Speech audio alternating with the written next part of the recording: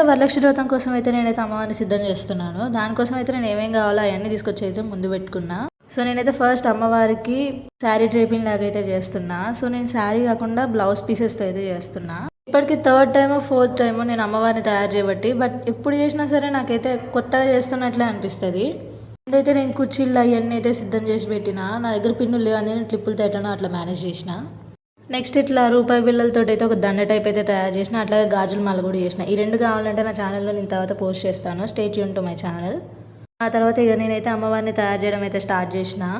అట్లా నేనైతే శారీ లాగా కూడా డ్రేప్ చేసి తర్వాత ఆ గాజుల మాల దండ ఇవన్నీ వేసైతే అమ్మవారిని అలంకరించాను. తర్వాత మా మమ్మీ అయితే ఇక పూజ చేసేసింది. మా మమ్మీ అయితే ఎన్ని రకాల వంటలు చేసిందో నాకైతే ఎప్పుడెప్పుడు తిందామా అనే ఉంది. సో ఇక పూజ అయిపోగానే మా అమ్మని అమ్మ ఆకలేస్తుందంటే ఇంత పెట్టింది, ఎట్లనో అట్లా పట్టించేసిన. నైట్ అయింది. మమ్మీ మళ్ళీ పూజ చేసింది. చూడండి ఎంత బాగున్నారు అమ్మవారు. సబ్స్క్రైబ్ చేసుకోండి.